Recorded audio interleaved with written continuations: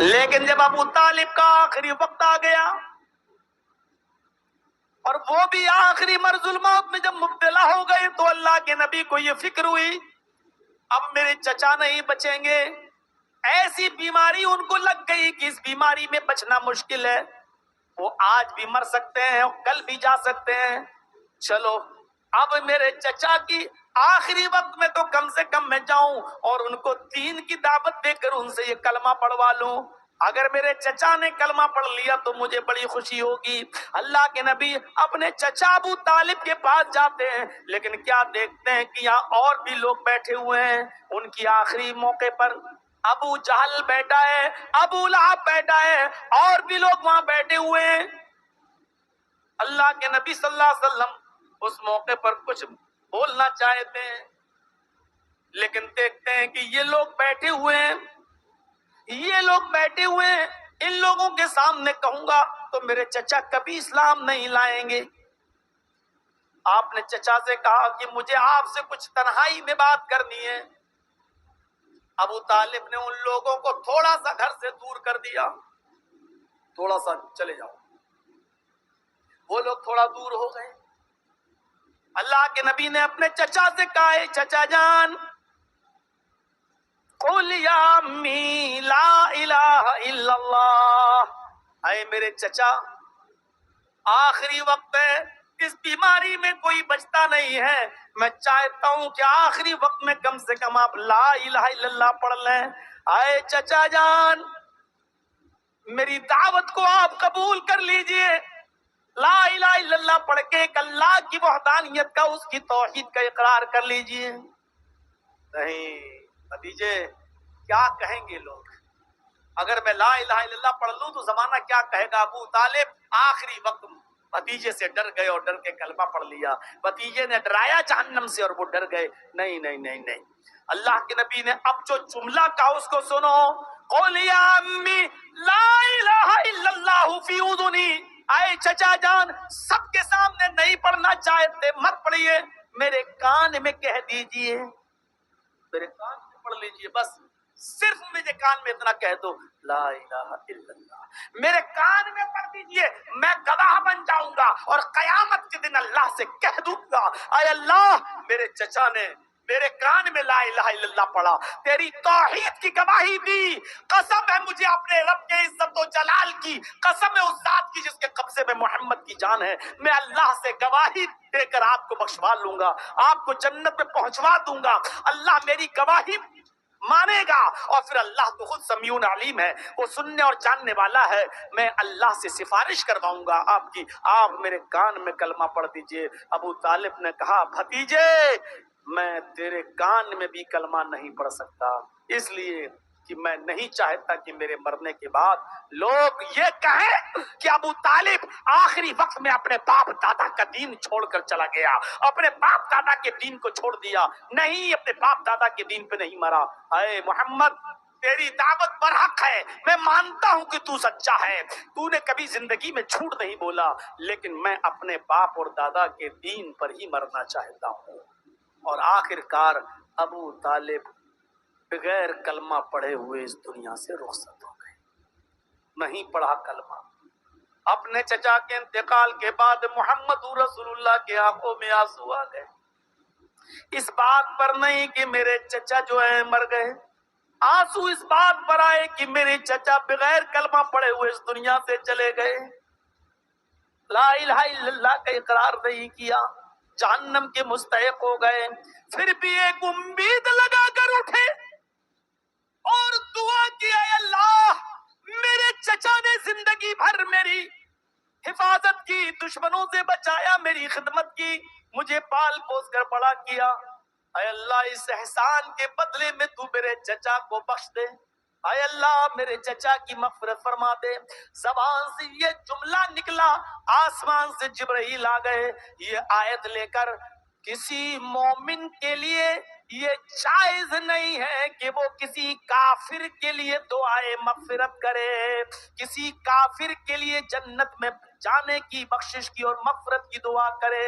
آئے محمد 70 مرتبہ بھی اگر تو اپنے چچا کے لیے دعا کرے گا تو میں قبول نہیں کروں گا, کیونکہ تیرا چچا حالت کفر میں مرا ہے, وہ بغیر کلمہ پڑے مرا ہے. تیرا چچا جہنمی ہے, وہ جہنم میں جائے گا. یہاں ہم تیری بھی دعا قبول نہیں کریں گے اور تیرے چچا کو نہیں بخشیں گے. تیرا چچا ابو طالب جہنمی ہے, جہنم میں رہے گا. نبی اکرم کے آنکھوں میں آنسو. ہاں پھر اللہ نے اتنا ضرور یقین دلایا, اے محمد ابن عبداللہ, اے میرے محبوب, اے میرے حبیب, تیرا چچا جائے گا تو جہنم میں, لیکن تیری دعا کے نتیجے میں, تیرے دعا کے ثمرات میں ہم اتنا ضرور کریں گے تیرے چچا کے ساتھ کہ ہم ان کو جہنم میں سب سے ہلکا عذاب دیں گے, کیونکہ اس نے زندگی بھر تیری سیوا کی, زندگی بھر تمہاری خدمت کی, زندگی بھر تمہارا ساتھ دیا. اس کا انعام اتنا ضرور کر دے دیں گے کہ ہم جہنم میں سب سے ہلکا عذاب دیں گے. اب جہنم کا سب سے ہلکا عذاب بھی تو بڑا خطرناک ہے. ان احونا اهل النار عذابا يوم القيامه لرجل يوضع في اخمص قدميه جمرتان. جہنم کا سب سے ہلکا عذاب یہ ہے کہ انسان کے دونوں پیروں کے تلوؤں کے نیچے آگ کی 2 چنگاری رکھ دی جائے گی.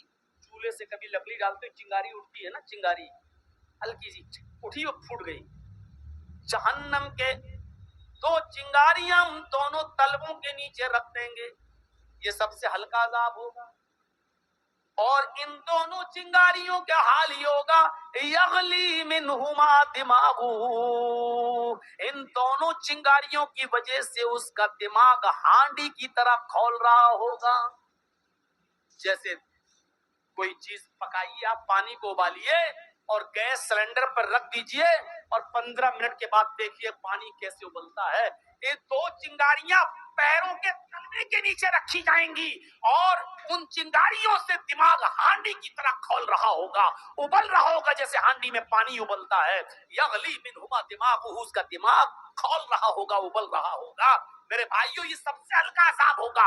فرمایا کہ آئے محمد ہم تیرے چچا کو سب سے ہلکا عذاب دیں گے, لیکن دیں گے اور جہنم میں ڈالیں گے, اور کبھی زندگی کے اندر وہ جہنم سے نکلے گا نہیں, کیونکہ وہ جہنم کافروں کے لیے ہمیشہ کے لیے بنائی گئی ہے, کبھی نہیں نکلے گا. وَمَأْوَاهُ النَّارُ, ہمیشہ جہنم میں رہے گا, کبھی نہیں نکلے گا. عذاب ہلکا کر دیں گے لیکن جہنم سے. پورے واقعے کو بیان کرنے کا مقصد کیا ہے؟ کلمہ پڑھا تو ایک وقت کی نماز بھی نہیں پڑھی, وہ جنت میں چلا گیا. اور جس نے پوری زندگی نبی کی خدمت کی, پوری زندگی نبی کی سیوا کی, پوری زندگی نبی کو چاہا, پوری زندگی نبی کو دشمنوں سے بچایا, لیکن بغیر کلمے کے وہ اس دنیا سے چلا گیا, تو کہاں گیا؟ جہنم میں گیا. میرے پیارے ساتھیو, افضلها قول لا الہ الا اللہ, افضل کلمہ, افضل چیز کیا ہے؟ لا الہ الا اللہ. یہ ایمان کا عالم. اور لا الہ الا اللہ کا معنی یہ ہے کہ جب پڑھ لیا تو یہ مانا جائے کہ وہی ہے عبادت کے لائق, وہی ہے سجدے کے لائق, وہی ہے دعاؤں کو سننے کے لائق, وہی ہے ہماری حاجات اور ہماری ضروریات کو پورا کرنے کے لائق, اس کے علاوہ کوئی نہیں. مثالیں مت دو, چھت پہ چڑھنا ہو تو سیڑھی کی ضرورت پڑتی ہے. معاف کیجئے گا, ہمیں اور آپ کو سیڑھی کی ضرورت پڑتی ہے. معاف کیجئے گا, وہاں جو لوگ بیٹھے ہیں ان کو سنانے کے لیے ہمیں مائک کی ضرورت پڑتی ہے, لیکن اللہ تک اپنی آواز کو پہنچانے کے لیے ہمیں مائک کی ضرورت نہیں ہے, کیونکہ اللہ رب العالمین ہماری بات کو بغیر مائک کے بھی سننے پر قادر ہے. اگر اللہ کو سنانے کے لیے ہم وسیلہ استعمال کریں تو پھر اللہ کی قدرت کیا رہ گئی؟ اللہ اگر بغیر وسیلے کے نہیں سن پا رہا ہے تو پھر قدرت کیا رہ گئی اللہ کی؟ ارے ایک بار حضرت اوس ابن صامت نے خولہ بنت ثعلبہ اپنی بیوی سے زہار کر لیا تھا. زہار جانتے ہیں؟ غصے میں آ کر اپنی بیوی سے کہہ دیا انت علیہ کا ظہر امی، تو مجھ پر میری ماں کی طرح حرام ہو چکی ہے، تو مجھ پر میرے ماں کی پیٹھ کی طرح حرام، جس طرح میری ماں مجھ پر حرام ہے اسی طرح تو حرام، چل ہٹ، آج کے بعد ہم تیرا چہرہ نہیں دیکھیں گے۔ اور تھوڑی دیر کے بعد غصہ ٹھنڈا ہو گیا تو کہتے ہیں کہ خولا یہ مجھ سے کیا ہو گیا، یہ تو بہت بڑی غلطی ہو گئی، اوفو یہ کیا ہو گیا۔ لیکن عرب کے اندر یہ بھی طلاق کی ایک شکل مانی جاتی تھی۔ اب تم نے اپنی بیوی کو یہ تو نہیں کہا کہ میں نے طلاق دی، لیکن یہ کہہ دیا کہ مجھ پر میری ماں کی طرح حرام، تو اس کا مطلب یہ ہوا کہ اب تم اپنی ماں سے نہیں مل سکتے تھے۔ یہ عرب کے اندر یہ دستور تھا۔ اللہ کے نبی صلی اللہ علیہ وسلم کے پاس بھی کوئی احکام نازل نہیں ہوئے تھے کہ آپ اس کا کوئی راستہ نکالتے، اس لیے اوس ابن صامت نے اپنی بیوی خولہ بنت ثعلبہ کو محمد رسول اللہ کے پاس بھیجا، جاؤ اور نبی اکرم صلی اللہ علیہ وسلم سے کہنا ہمارے اور تمہارے درمیان کوئی راستہ نکال دے۔ خولہ بنت ثعلبہ مدینے میں مسجد نبی کے سے لگے ہوئے حضرت عائشہ کی حجرے کو دستک دیتی ہے۔ حضرت عائشہ نے دروازہ کھولا، خولہ نے سلام کیا، عائشہ نے جواب دیا وعلیکم السلام۔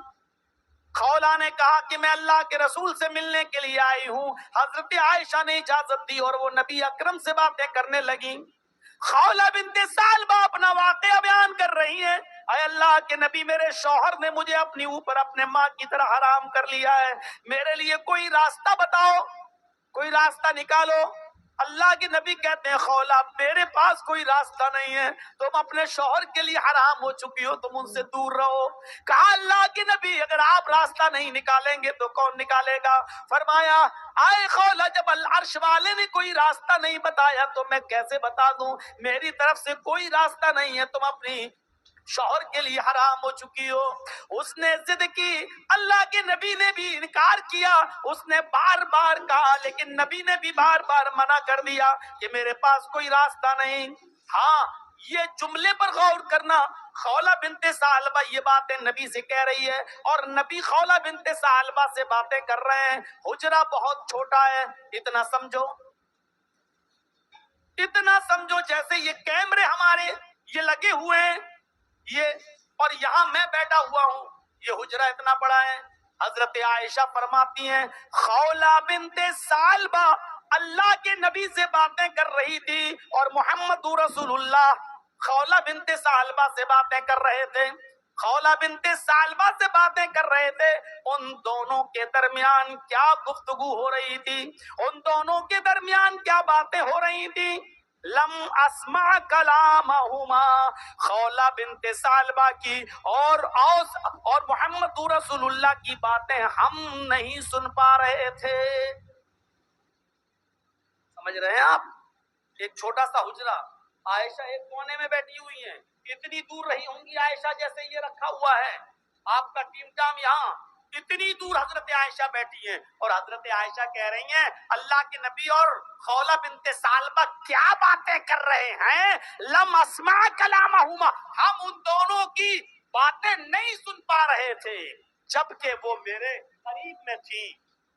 یہاں سے اندازہ لگائیے گا، اس جملے کو میں نے چھوڑ دیا ہے آپ لوگوں کے لیے تھوڑی دیر کے لیے۔ اب سنیے، خولہ بنت ثعلبہ کو اللہ کے نبی نے منع کر دیا جاؤ میرے پاس کوئی راستہ نہیں ہے۔ اب خولہ بنت ثعلبہ وہاں سے نکلی، سیدھے مسجد نبی میں چلی گئی، وضو بنایا، 2 رکعت نماز پڑھی اور پھر اللہ کو پکارنے لگی کہ اے اللہ میرے لیے کوئی راستہ نکال، اے اللہ اب تو محمد کا بھی دروازہ بند ہو گیا ہے، محمد رسول اللہ نے بھی اپنی چوکھٹ بند کر لی ہے، اے اللہ اگر تو نے میرے اور میرے شوہر میرے ہسبینڈ کے درمیان راستہ نہیں نکالا تو میں کہاں جاؤں گی؟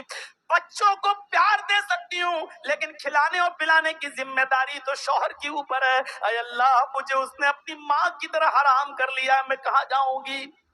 ابھی وہ دعا کر رہی تھی، ابھی وہ اللہ کو پکار رہی تھی، ابھی وہ اللہ سے گفتگو کر رہی تھی، ابھی اپنی شکایت اللہ سے کر رہی تھی کہ اللہ نے جبرائیل کو بھیج دیا اور جبرائیل محمد رسول اللہ کے پاس آ گئے۔ اللہ کے نبی کو پتا ہی نہیں کہ عورت مسجد نبی میں موجود ہے، اللہ سے دعا کر رہی ہے۔ آپ سمجھے میرے گھر سے گئی تو اپنے گھر گئی ہوگی، ابھی وہ دعا کر رہی ہے، ابھی دعا کے ہاتھ گرے بھی نہیں کہ جبرائیل آ گئے اور جبرائیل نے محمد رسول اللہ کے پاس یہ آیتیں نازل کی. اللہ نے فرمایا نبی سے کہہ دو قد سمع اللہ قول التی تجادلک فی زوجہا وتشتکی الی اللہ واللہ یسمع تحاورکما ان اللہ سمیع بصیر. اللہ نے اس عورت کی گفتگو کو سن لیا, اللہ نے اس عورت کی فریاد کو سن لیا جو آپ سے اپنے شوہر کے بارے میں بحث کر رہی تھی, جو آپ سے اپنے شوہر کے بارے میں بحث کر رہی تھی. وَتَشْتَكِي إِلَى اللَّهِ اور اللہ سے بھی دعا کر رہی, اللہ سے بھی فریاد کر رہی ہے. آپ کو کیا معلوم مسجد میں جھانک کر دیکھو وہ عورت اللہ کو پکار رہی ہے.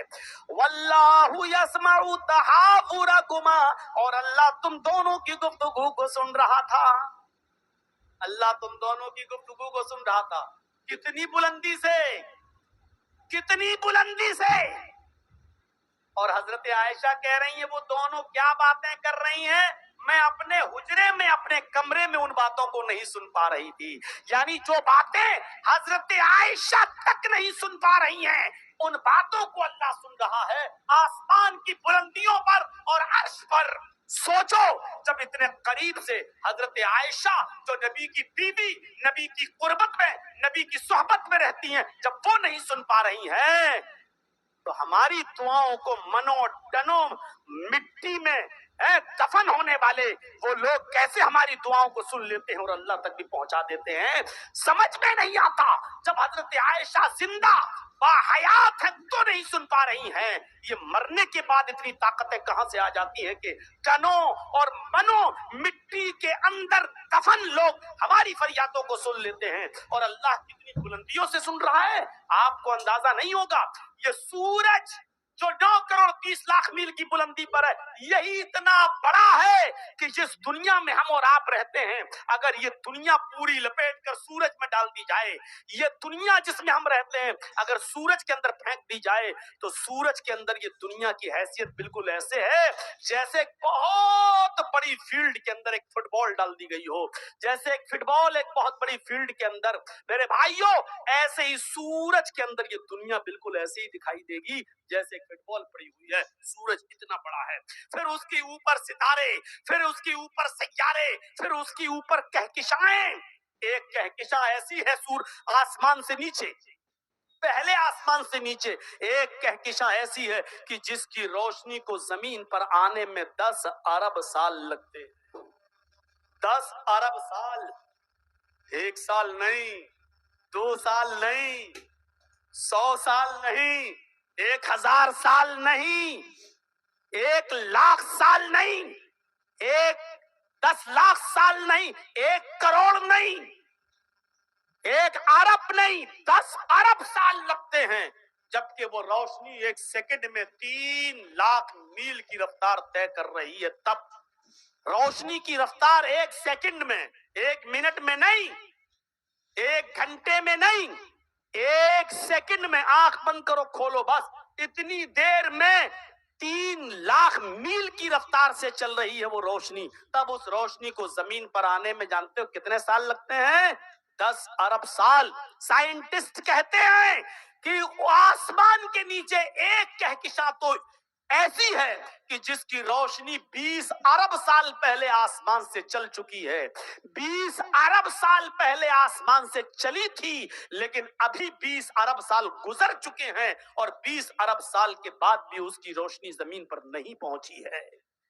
غور کر رہے ہیں بھی آپ, 20 ارب سال گزر چکے ہیں لیکن اس کی روشنی ابھی تک زمین پر نہیں آئی ہے. اس کے اوپر اور بہت اوپر پہلا آسمان, پھر اتنا ہی اوپر دوسرا آسمان, پھر اتنے ہی اوپر تیسرا آسمان, پھر اتنے ہی اوپر چوتھا آسمان, پھر اتنے ہی اوپر 5واں آسمان, پھر اتنے ہی اوپر 6واں آسمان, پھر اتنے ہی اوپر 7واں آسمان, پھر 7ویں آسمان کے اوپر ایک سمندر کیونکہ اللہ کا عرش پہلے سمندر کے اوپر تھا, پھر 7ویں آسمان کے اوپر سمندر, اور پھر سمندر کے اوپر اللہ کا عرش, اور اس عرش کے اوپر اللہ. اتنی بلندی کے بعد وہ کیا کہہ رہا ہے؟ واللہ یسمع تحاورکما. اے محمد میں اتنی بلندی سے تم دونوں کی گفتگو کو سن رہا تھا کہ اتنی نزدیکی سے تمہاری بیوی عائشہ بھی تم دونوں کی باتوں کو نہیں سن پا رہی ہے. اللہ کو کسی وسیلے کی ضرورت نہیں ہے. یہ ہے توحید. ابھی تو لا الہ الا اللہ. چلیے اس پہلے جملے کو اب یہیں پر ختم کرتے ہیں, ورنہ توحید پر بھی اور بولا جا سکتا ہے. تو فَأَفْضَلُهَا قَوْلُ لَا إِلَهَ إِلَّا اللَّهِ. افضل کلمہ کیا ہے؟ افضل ایمان, افضل درجہ ایمان کا لا الہ الا اللہ. اب آئیے دوسرے پر, وَأَدْنَاهَا إِمَاطَةُ الْأَذَى عَنِ الطَّرِيقِ. سب سے کمتر درجہ ایمان کا کیا ہے؟ راستے سے تکلیف دہ چیز کو ہٹا دینا. معمولی مت سمجھو, چلے جا رہے ہیں فور ویلر پر, اللہ نے دے دیا تو بس اب زمین پر پیر نہیں رکھتے. راستے میں کیلے کا چھلکا اگر نظر پڑ جائے تو سائیڈ میں گاڑی کو روک لو اور کیلے کا چھلکا ہٹا دو. پتھر پڑا ہوا دکھ جائے, گاڑی کو تو دائیں بائیں سے نکال لیا ٹھیک ہے, لیکن گاڑی کو سائیڈ میں رکھ کر اس پتھر کو ہٹا دو. تم تو نکل گئے, ہو سکتا ہے کہ کوئی اندھا بیچارہ اس کیلے کے چھلکے پر اگر پیر رکھ کر پھسل جائے اور اتفاق سے وہ بوڑھا بھی ہو اور اس کی کمر کی ہڈی ٹوٹ جائے تو بڑھاپے میں جلدی سنبھلتی بھی نہیں ہے. کوئی کانٹا پڑا ہے, تمہاری نظر پڑ گئی تو اٹھاؤ اور پھینک دو. ایک بات یاد رکھیے گا, جس طرح نقصان دہ اور تکلیف دہ چیزوں کو راستے سے ہٹانا ثواب ہے, اسی طریقے سے جان بوجھ کر ان چیزوں کو راستے میں پھینکنا گناہ بھی ہے. کیلا کھاتے ہوئے جا رہے ہیں, وہ پھینک دیا چھلکا. بھی سڑک پہ گئے نہ, وہ ڈال دیا نا. یہ تکلیف دہ چیز ہے. تکلیف دہ چیز میں ناک بھی آتی ہے, تھوک بھی آتا ہے, بلغم بھی آتا ہے, لیٹرین بھی آتی ہے. یہ ساری کی ساری چیزیں تکلیف دہ چیزوں میں شامل ہیں. ان تمام چیزوں سے تکلیف ہوتی ہے. اب ناک پڑی ہوئی ہے, ہم ہٹ رہے ہیں. لیٹرین اور گندگی پڑی ہوئی, ہم بچ کے جا رہے ہیں. میرے بھائیوں, یہ کانٹا, پتھر, کیلے کا چھلکا, تھوک, بلغم, ناک, یہ ساری چیزیں تکلیف دہ چیز میں آتی ہیں. تکلیف دہ چیز میں صرف یہی چیز نہیں آتی ہے. بھی سڑک پہ گاڑی پارک کر دی, کھڑی کر دی اور چلے گئے دکان سے سودا خریدنے کے لیے,